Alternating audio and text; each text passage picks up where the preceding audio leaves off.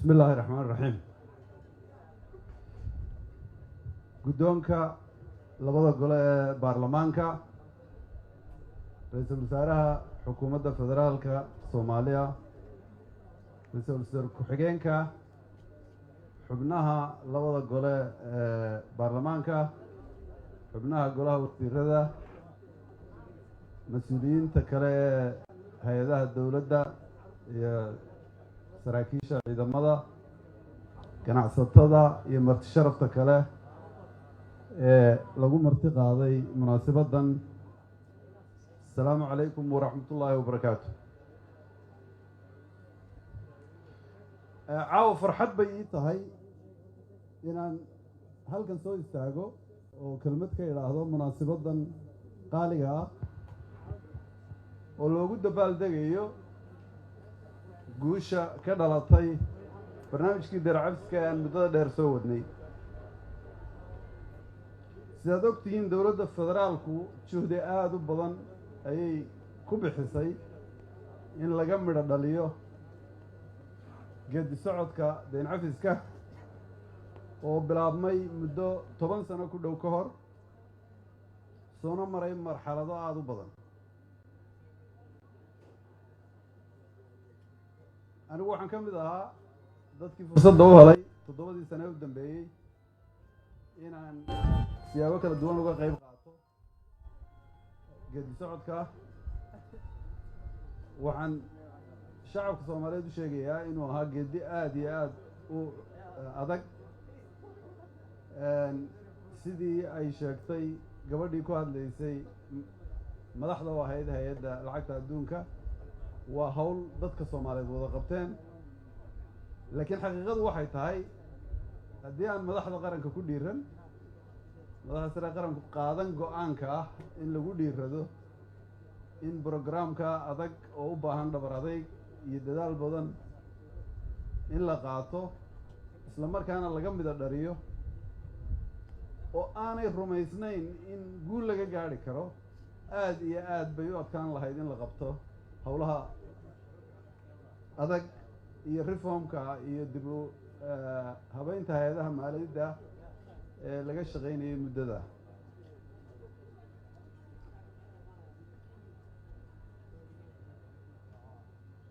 waxaa laga yaabaa in shacabka Soomaaliyeed isweydiiyaan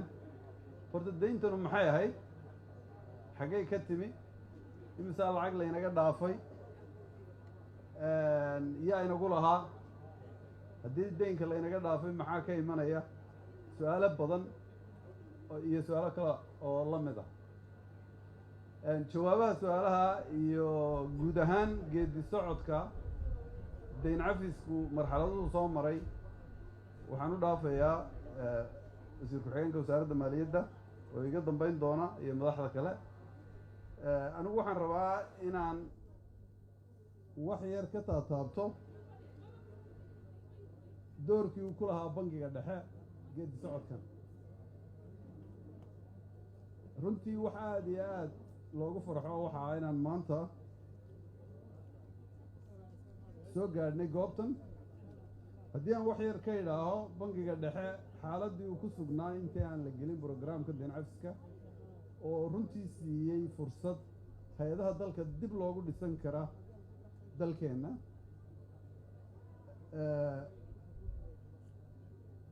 wuxuu ahaa bangiga dhexe ama ay ku koobnayd awooddiisu inuu qabto dakhliga dawladda isla markaana bixiyo kharashaadka dawladda federaalka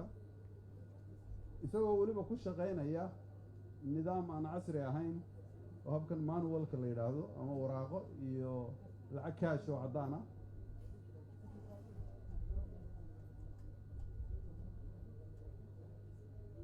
guud ahaan hay-adaha maaliyadda ee gaarka loo leeyahay waajibaad fara badan ayaa ka saaran bangiga dhexe, laakiin awoodda uu lahaa inuu wax ka qabto aad bay u yarayd. haddaan tusaale idiin siiyo lacagaha loo yaqaan mobile moneyda oo aad ogtihiin dhaqaalaheenna doorka ay ku leeyihiin ma ay lahayn xeer nidaamiye iyo shuruuc lagu kor joogteeyo ama lagu ilaaliyo waktigii la bilaabayay dayn cafiska. ma jirin xeerar iyo xeer nidaamiyayaal lagu maamulo ama looga hortago ama lagula dagaalamo dembiyada lacagaha ka dhasha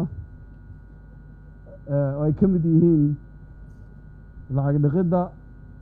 iyo maalgelinta xag jirka. wakhtigaa bangiyadu waxay ahaayeen iyo xawaaladuhu curdan tiro yar, waxqabadka bangiga dhexe u geysan karayeyna aada iyo aad bay u yaray. haddaba iyadoo laga faa'iidaysanayo fursadaha aynu ka helay barnaamijka dayn cafiska oo ay ka mid tahay taageero aqooneed, tababaro iyo taageero dhaqaaleba oo dib loogu dhisayey hay-adaha maaliyadda ee dalka oo bangiga dhexe ka mid yahay, waxaa bangiga dhexe u suuro galay in la hirgeliyo xeerar iyo xeer nidaamyaal aada u badan, lana soo gaadhsiiyo inuu bangiga dhexe awood u yeesho inuu ruqsad ama shati siiyo 14 bangi oo gaar loo leeyahay, isla markaana hantida ay ummadda u hayaan la kor joogteeyo laguna ilaaliyo. wuxuu kaloo siiyey ruqsado ama shatiyo 13 xawaaladood iyo 4 ka mid a shirkadaha waaweyn ee adeega mobile moneyda loo yaqaano bixiya, isagoo adeegsanaya dad u tababaran tiknolojiyad casri ah iyo xeerar iyo xeer nidaamiyayaal lagu maamulo howlaha baaxadda leh dhaqaalaha dalkana muhiimka u ah. waxaa la hirgeliyey oo aan jirin waktigii dayn cafiska aynu bilaabaynay ka hor, laakiin fursadda dayn cafisku sidaan sheegayna siisay dibudhiska hay-adaheena qayb wacan ka qaadatay in la isku xidho dhammaan bangiyada dalka oo aan hore lacag isugu diri kari jirin, isu dhaafsan kari jirin, taasoo caqabad weyn ku ahayd macaamiisha iyo ganacsatada soomaaliyeed oo haddii ay iyagoo wax kala iibsanaya laba qof ama laba ganacsadeed ay laba baan oo kala duwan xisaab ku leeyihiin, ay ku qasbanaan jireen inay lacag caddaan ah intay mid ka soo qaadaan baan kale oo jeedo ama ku dhinac yaalla u geeyaan. caqabadda runtii maanta waa laga baxay. waxaynu leenahay hannaan isku xidhan oo bangiyada oo dhammi lacagta isku dhaafsan karaan oo casri ah oo kii adduunka ugu dambeeyey ah, oo bangiga dhexena u yahay xuduntii damaano qaadaysay in ay si fudud lacagaha dalka u qulqulaan oo baananka iyo ganacsatada wax kala iibsanaya aanay wax caqabadii u iman.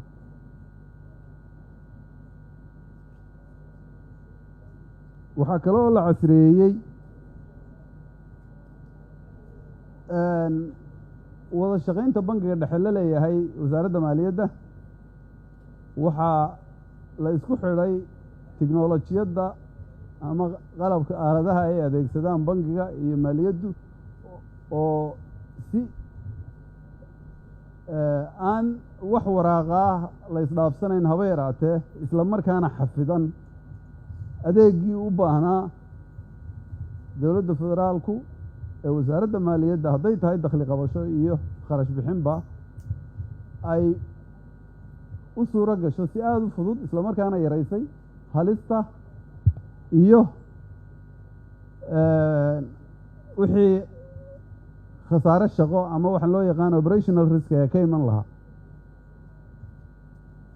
waa horumar kale oo iyadana uu sameeyey bangiga dhexe muddadii lagu jiray dayn cafiska. waxaa kor loo qaaday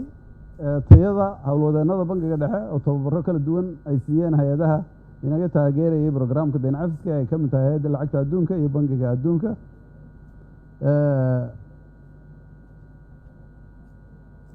waxaa kaloo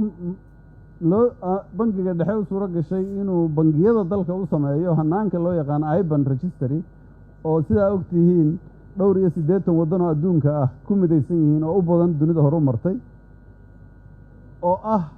hab fududeeya lacagaha la ysaga diro xuduudaha ama waddamada u kala gudba, oo maanta ka hirgalay dhammaan bangiyada dalka iyo bangiga dhexeba. waxaa afka ingiriisiga lagu yidhaahaa IBAN laakiin af Soomaali wuxuu noqonayaa habka koontooyinka caalamiga horumarkan uu ku tallaabsaday bangiga dhexe waxaa kale oo ka mid ah inay uu aad uga taageeray bangiyada gaarka loo leeyahay iyo hay-adaha ka shaqeeya maaliyadda in uu u fududeeyo in ay kobcaan maadaama ay heleen nidaam standardka caalamka la jaan qaadaya oo ay ku wada shaqeeyaan waxay kaloo soo jiidatay kalsoonida indhaha bangiyada adduunka oo sidaa ogtihiin sanadkiina dhaafay bangiga dhexe wuxuu oggolaaday inuu ruqsad siiyo inay dalka ka shaqeeyaan 2 bangi oo caalami ah oo mid laga leeyahay waddanka Turkiga oo isagu shaqo bilaabayba iyo bangi kale oo la yiraahdo Misr Bank oo laga leeyahay waddanka Masar waxay ku tusaysaa in ay abuurtay soo jiidasho bangiyo caalami ah inay dalkeena ka hawl garaan muddo ka badan 50 sanadood maanta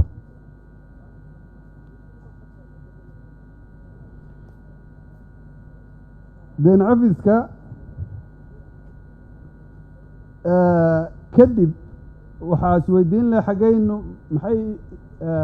noqonaysaa mar haddaynu soo gaadhnay in deen kale naga cafiyey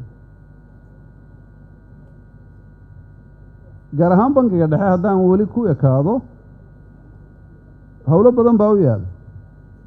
ta ugu weyni waxa weeye in lacagtii dalka dib loo soo daawaco oo dalku yeesho shilin Soomaali hawshaa gogol xaadhkeedii iyo gogol dhigeedii wax badan ayaa laga qabtay haddii ilaahay ka dhigana waxaan rajaynaynaa inaynu ku guulaysanno sida aynu ugu guulaysanay maantaba inaynu xaqiijino hadafkeennii ahaa in deenka laynaga cafiyo waxaa kaloo iyana muhiim ah in adeegyada bangiga dhexe la gaadhsiiyo dhammaan dalka dhowaan wuxuu bilaabay bangiga dhexe inuu furo 3 laamood oo ku kala yaala dowlad goboleedyada Galmudug Koonfur Galbeed iyo Hirshabeelle waxaa iyana qorshaysan in la furo 2 laamood oo kala noqon doona Jubbaland iyo Puntland insha Allah waxaan rajaynaynaa in sanadkan soo socda gudihiisa ay aragtaan 5 laamood oo bangiga dhexe leeyahay oo shaqeynaya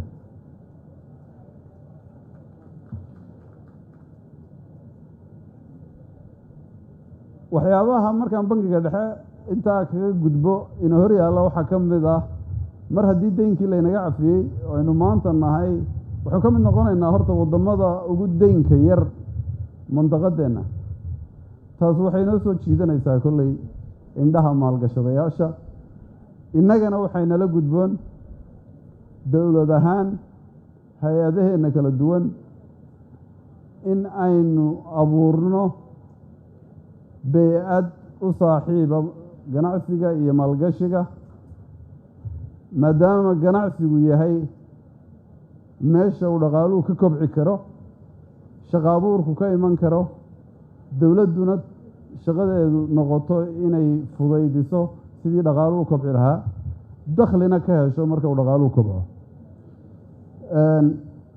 ugu dambeyntii waxaan ku soo gabagabeynayaa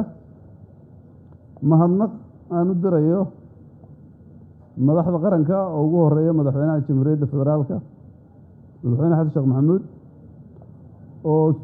runtii ku dhiiraday inuu isagu bilaabo dadaalkan maanta midhihiisii aynu aragno waxaan shacabka Soomaaliyeed meel kastoo joogaanba leeyahay hambalyo dhammaanteen waa maalin farax leh oo taariikhdeena geli doonta kuna suntanaan doonta inay tahay maalmaha ugu qiimaha badan waqtigii dib u dhiska dowladnimada aad iyo aad baa mahadsan gudoomiye aad u mahadsan tahay gudoomiyaha bankiga dhexe mudane cabdiraxmaan maxamed cabdulaahi aad iyo aad u mahadsan yahay